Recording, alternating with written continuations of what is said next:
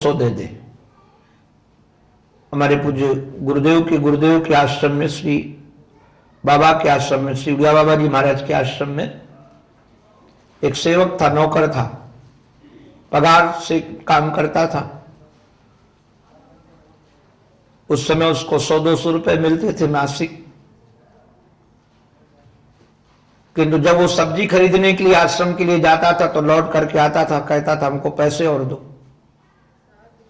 तो मैनेजर कहता था अभी हम पैसे ले गए थे, तुम कहां दे आए, सब्जी क्यों नहीं लाए? वो कहता हमारे पगार से काट लेना, हमको पैसा चाहिए।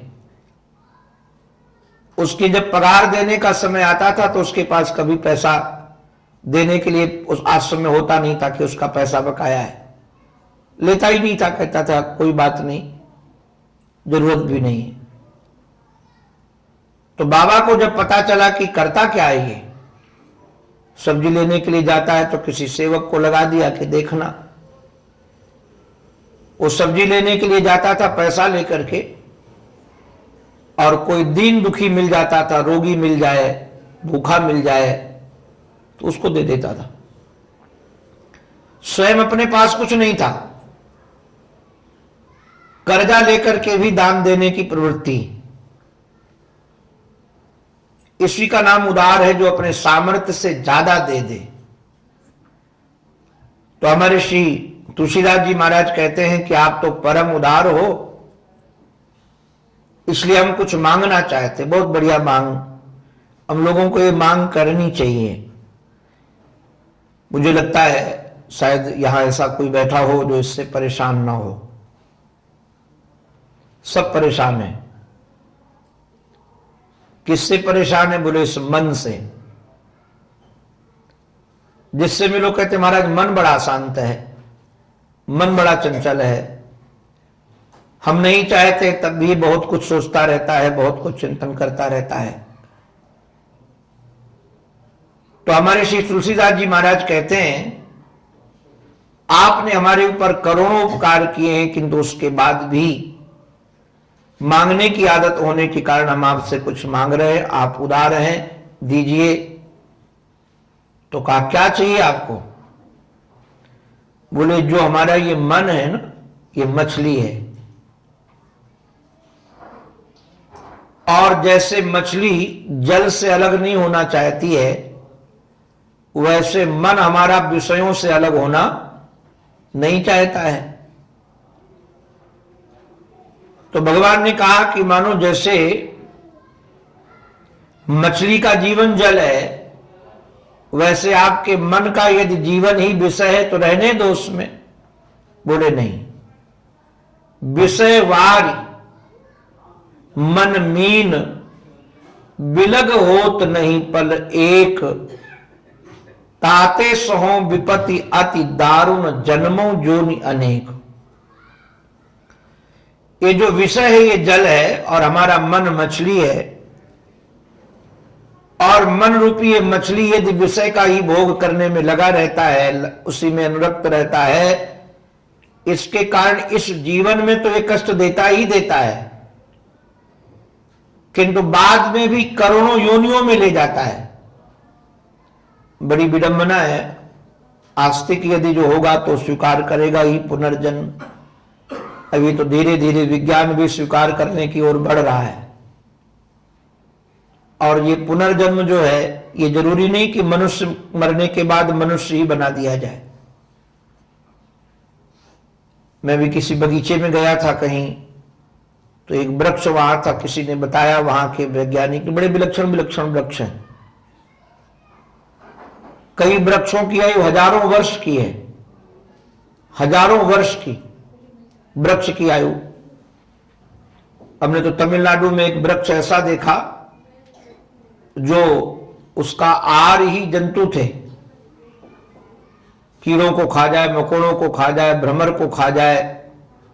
मैं उसको देखने के लिए, अगर हमने स्वयं देखा कि पत्ते में आकर कोई कीड़ा बैठ जाता है तो पत्ता ऐसे बंद हो जाता है, कीड़े को पता ही नहीं चलता और उसको खा जाता है।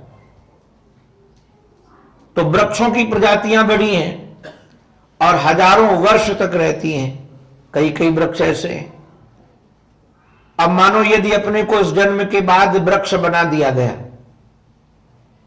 अब वृक्ष न तो अपनी पीड़ा किसी को कह सकता है, चाहे सर्दी पड़े चाहे गर्मी पड़े, और वृक्षों में भी रोग लगते हैं। ऐसा मत समझिएगा कि उनको रोग नहीं लगते, नाम भले उन रोगों के अलग अलग होते हैं। आपको कैंसर हो जाए किसी को, हमको, तो हम डॉक्टर को बता सकते हैं। गायों को भी कैंसर होता है, हमारे यहाँ तो कई ऐसी ऐसी भयानक बीमारियां गायों को होती हैं, तो जब गौशाला में जाते तब पता चलता है ऐसे भी रोग होते हैं। आपको पीड़ा हो रही हो तो आप बता सकते हो किसी से, किंतु दूसरी योनियों में तो बताने का सामर्थ्य भी, सहने के अलावा कोई चारा नहीं है। और ये मन की चंचलता के कारण ही हमको अनेक प्रकार की योनियों में जाना पड़ता है। तो आप कृपा करके इस मन को पकड़ लीजिए। तो कहा कैसे पकड़ा जाए इस मन को? तुलसीदास जी महाराज ने भगवान को एक बड़ा बढ़िया तरीका बताया है। ये बहुत प्यारा तरीका है। तुलसीदास जी महाराज कहते हैं काम करो आप। मछली पकड़ने के तरीके तो जाल डाल करके भी मछली पकड़ी जाती है, और एक कांटा लगाकर भी मछली पकड़ी जाती है। उसको बंसी बोलते हैं, कांटा ऐसा, उसमें कुछ चारा लगा दिया, धागा बांध दिया, डाला ऐसे, नुकीला कांटा होता उसमें खाने का पदार्थ, और मछली खाने का पदार्थ देती, जो खाने के लिए जाती तो मछली पकड़ने वाला खींच देता है, तो कांटा तालू में चुभ जाता है और मछली को निकाल लेता है। आपने शायद कभी देखा होगा, यहां भी प्रयोग करते हैं। हम तो पहली बार जब आए थे यहाँ, तो आबू तबी में लेके गए थे हमको यहाँ के लोग घुमाने, तो वहां देखा समुद्र किनारे एक बालक वैसे लगाकर, आधुनिक मशीन थी उसकी, उसमें गिरारी लगी थी, धागा ऐसे ऐसे लपेटता था, डालता था। हम लोगों ने तो भारत में देखा तो सामान्य लकड़ी में बांधकर करते प्रयोग। तो कहा आप भी ऐसे ही मछली को पकड़ लो, मन रूपी मछली को। भगवान राम ने कहा कि मैं तो राजकुमार हूं, राजा हूं मानो, ना तो मेरे पास धागा है, ना तो मेरे पास बंसी है, ना तो मेरे पास कांटा है, ये सब कहां से मैं लाऊं? तो तुलसीदास जी महाराज कहते हैं कृपा डोरी, कृपा की तो रस्सी बनाओ, कृपा डोरी बंसी पद अंकुश, परम प्रेम मृदु चारो। आपके चरणों में कुछ चिन्ह है, भगवान के चरणों में चिन्ह है, जैसे वज्र का चिन्ह है, अंकुश का चिन्ह है, जौ का चिन्ह है, कमल का चिन्ह है, ये भगवान के चरणों में चिन्ह है। इन चिन्हों से पहचाना जाता है कि भगवद अवतार हैं कि नहीं। प्रत्येक भगवान के अवतार में ये चरणों में चिन्ह होते हैं। ये वज्र का चिन्ह होगा, अंकुश का चिन्ह होगा, जौ का चिन्ह होगा, कमल का चिन्ह होगा।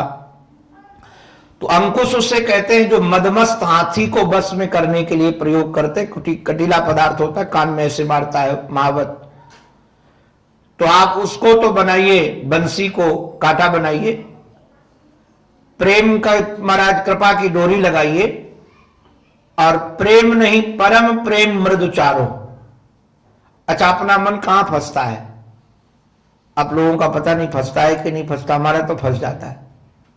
कोई प्रेम से देख दे तो फंस जाए, प्रेम से बोल दे फंस जाए। अब छोटे छोटे बच्चे महाराज, नाती पोता जिनके हैं उनको अनुभव होगा, तोतली भाषा से बाबा बाबा नाना नाना कहते हैं, दिल निछावर हो गया। दिल फेक प्रेम होता है नहीं, और उसके बगैर दूसरा कुछ अच्छा लगता ही नहीं। ये प्रेमे के कारण तो फंस गया। तो कहा कि प्रेम नहीं परम प्रेम मृदु चारो, यही विधि वेदी हरो मेरो मन कौतुक नाथ तिहारो। इस प्रकार से आप कृपा करके हमारे मन का अपहरण कर लीजिए। मुझे निवेदन इतना ही करना था।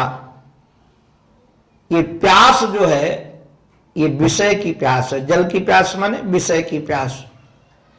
ये साधकों को भी लगती है, ऐसा मत समझिएगा कि साधकों को नहीं लगती है, किंतु जिनके जीवन में भगवान नाम का संबल हो, मैं तो आप लोगों को गारंटी से कह सकता हूं, प्रयोग किया है, पढ़ा दिखाई नहीं, अनुभव की बात बता रहा हूं, क्योंकि जमीन के धरातल से ही उठा हूं। आप जैसे ही माता पिता हमारे भी थे, गृहस्थ आश्रम से ही आया हूं, कोई 7वें आसमान से टपका नहीं हूं। तो जिन जिन मन की परिस्थितियां आप लोगों की होती हैं, उन परिस्थितियों का शिकार मैं भी होता हूं, हुआ हूं। किंतु एक अनुभव की बात बताएं, एक संत ने हमें बताया, वो कहे कि जब कभी काम आने लगे तो भगवान का नाम लेने लगो, और धीरे धीरे नहीं, तेजी तेजी से लेने लगो। जहां चित्त आपका आकर्षित होने लगे, आप जो भगवान का नाम प्रिय हो, राम प्रिय है, कृष्ण प्रिय है, हनुमान प्रिय, जो भी नाम आपको प्रिय लगे, आप उच्चारण करने लगो। गारंटी है कि आपका काम रफू चक्कर न हो जाए तो कहना। ऐसे क्रोध है, ऐसे लोभ है, ऐसे मोह है। अरे नारायण, जैसे सूर्य की सत्ता में रात्रि नहीं रह सकती है, वैसे राम की सत्ता में काम नहीं रह सकता है। तुलसी कबहू करई सके रवि रजनी एक ठाम, जहां राम तहां काम नहीं, जहां काम नहीं राम। ये दोनों एक साथ नहीं, जैसे निशा और सूर्य का समागम एक साथ नहीं हो सकता है, और रात्रि और सूर्य एक साथ नहीं रह सकते हैं, ऐसे काम और राम दोनों साथ नहीं रहेंगे। भगवान नाम में बड़ा सामर्थ्य है। आप ये प्रयोग करके देख सकते हैं। तो श्री हनुमंतलाल जी महाराज के पास में महाराज भगवान नाम का संबल था, मुद्रिका थी राम नाम अंकित, और उसके कारण सभी बानरों को प्यास लगी, किंतु हनुमान जी महाराज को प्यास नहीं लगी। किंतु याद रखिएगा, संसारियों को यदि प्यास लग रही है और अपने को प्यास न लगे, तो जिनको प्यास लगी वो उपेक्षा के पात्र नहीं है, घृणा के पात्र नहीं है। और मुझे एक बहुत अच्छा प्रयोग लगता है, तुलसीदास जी महाराज ने कहा, सदगुरु वैद्य वचन विश्वासा। डॉक्टर के पास यदि आप अपना जाकर रोग बताते हो, तो डॉक्टर कभी रोगी से घृणा नहीं करता है, या जिस असावधानी से उसको रोग हो गया है, उसकी चर्चा भी कोई नहीं करता है। बेंगलोर में एक सज्जन ने मुझे बताया, वो तो रो रो करके, अब तो शरीर उनका नहीं रहा, उनको कोई ऐसी बीमारी हो गई थी जो महाराज बड़ी खतरनाक, जिससे जीवन चला जाए, जिससे एड्स कहते हैं। उस महापुरुष ने हमको रो रो करके बताया कि महाराज जी, मैं सच कहता हूं, अब तो 2-4 दिन में मर जाऊंगा, आपसे झूठ क्यों बोलूं, मैंने कहीं शरीर समागम नहीं किया है, किंतु पता नहीं कैसे रोग हो गया, मुझे पता नहीं। उस व्यक्ति ने जो बात बताई मुझे बड़ी अचंभों की लगी। उसने कहा, मेरी बेटी मेरे पर विश्वास नहीं करती, मेरा बेटा मेरे ऊपर विश्वास नहीं करता है, और कहां तक कहे मेरी पत्नी मेरे से बात नहीं करती है। बेटा बेटी कोई मेरे ऊपर विश्वास नहीं करता। इस दुनिया में यदि किसी ने मेरे ऊपर विश्वास किया है तो केवल मेरे डॉक्टर ने किया है, केवल मेरे डॉक्टर ने किया है, और डॉक्टर ने हमको कभी घृणा नहीं की। हमने जो कहा उसने स्वीकार कर लिया। अभी तो उनका शरीर नहीं रहा। उस दिन मुझे लगा कि जैसे रोगों को देख करके डॉक्टर विश्वास, महाराज जो बता देता है रोगी उस पर विश्वास कर लेता है, घृणा नहीं करता है, वैसे संसार के रोगों को देखकर सदगुरु कभी घृणा नहीं करते या उपेक्षा नहीं करते हैं कि कामी है तो उसको दूर भगा दो, इसका आहार बिगड़ा है तो इसको बाहर कर दो, या इसके जीवन ठीक नहीं इसलिए इसके बात मत करो। मुझे तो कई बार ऐसा लगता है, गुरुजनों को ऐसा लगता है कि इसको हमारी जरूरत ज्यादा है। जैसे स्वस्थ व्यक्ति को डॉक्टर की उतनी जरूरत नहीं होती जितनी रोगी को होती है, वैसे जो साधन संपन्न है, सर्वगुण संपन्न है, उसके जीवन में गुरु की उतनी आवश्यकता नहीं होती जितनी रोगी के जीवन में होती है। कामी के जीवन में, क्रोधी के जीवन में, लोभी के जीवन में, मोही के जीवन में। तो श्री हनुमत लाल जी महाराज यहां गुरु तत्व है और बड़ी विडंबना है, स्वयं वैराग्य स्वरूप है। प्यास लगी थी तो कह सकते थे कमाल है, हमको तो प्यास नहीं लगी, तुम लोगों को कैसे लग गई, तुम लोगों का जीवन ठीक नहीं है। उपदेश दिए जा सकते थे, 50 बातें कही जा सकती थी, किंतु हनुमान जी महाराज ने खोजना प्रारंभ किया है। और ये यात्रा में महाराज एक पहाड़ पर चढ़े हैं, ये कई पहाड़ मिलेंगे इनको, ये प्रथम पहाड़ है और ये श्रद्धा का पहाड़ है, भक्ति का पहाड़ है। इस पहाड़ पर चढ़ करके उन्होंने पानी की तलाश की। कल 2 सूत्र मैंने दिए थे, पुरुषार्थ और कृपा।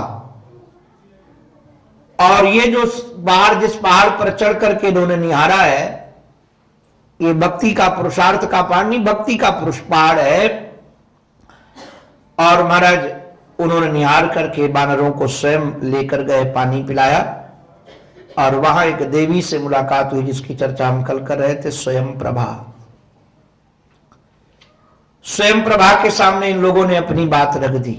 बानरों ने बताया कि ऐसे ऐसे हम यात्रा में निकले हैं, जानकी की खोज के लिए निकले हुए हैं। स्वयं प्रभा ने कहा कि तुम धैर्य धारण करो, तुमको जानकी मिलेंगी। किंतु अभी तक तुम लोग आंख बंद करके नहीं, आंख खोल कर खोज रहे थे, अब आंख, नैन मूंदो। बड़ा विलक्षण लगता है। कल भी मैंने कहा था, दुनिया में जो भी कोई चीज खोजी जाएगी तो आंख खोज कर खोजी जाएगी, आंख बंद करके नहीं। किंतु जरा विचार कीजिए, बाहर की वस्तु यदि हो तो आंख खोल करके आप खोज सकते हो, जो आपके दिल में ही विराजमान हो उसको आंख खोज कर कैसे खोजोगे? उसको तो आंख बंद करके ही पाया जाएगा। आप संसार में कितना भटकते रहो,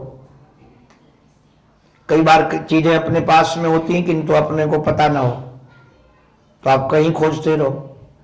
आप लोगों को शायद कभी नहीं होता, मेरे को तो बहुत बार भ्रम हो जाता है, बहुत बार भ्रम होता है। जैसे पढ़ते पढ़ते आंखें थक गई तो आंखों में बोझ आया तो चश्मा हम ऐसे कर देते हैं, ऐसे और ऐसे आंख मले, थोड़ी देर बैठे रहे, उसके बाद पढ़ने का मन होता है तो फिर चश्मा ढूंढने लगता हूं, चश्मा कहां गया? तो पूरे बिस्तर में ढूंढता हूं चश्मा, जहां रखा होता है वहां चश्मा ढूंढता हूं, पूरे कमरे में, बाथरूम जाता हूं कि शायद वहां तो नहीं छोड़ आया। अभी जहां मैं निवास कर रहा हूं वहां हमको बनियान पहननी थी बाहर, तो वहां एक जाली है, वहां चश्मा मैंने टांग दिया। चश्मा बाद में सोचा बनियान पहनने के बाद चश्मा लगा लेंगे, फिर भूल गए। एक दिन पूरा खोजा, इसलिए 2-3 चश्मे रखता हूं। एक आज न मिले तो कल मिल जाएगा, काहे को ज्यादा चित्त खराब हो। तो कई बार होता है कि चश्मा यहां है और हम परेशान होते। सेवक मेरा पूछता है क्या बात है, क्यों परेशान है महाराज जी, चश्मा नहीं मिलता है। उन्होंने कहा कहां खोज रहे हो आप? उन्होंने कहा बिस्तर में खोज रहा हूं, इधर खोज रहा हूं, उधर खोज रहा हूं। कहा महाराज जी आपके सर में दुनिया में खोज रहे हो। और ऐसे ही होता है। आप लोगों ने शायद कभी एक उदाहरण सुना होगा, एक कस्तूरी मृग होता है, उसके नाभि में कस्तूरी का निवास होता है और वह मादक गंध कस्तूरी की परिता फैलती है।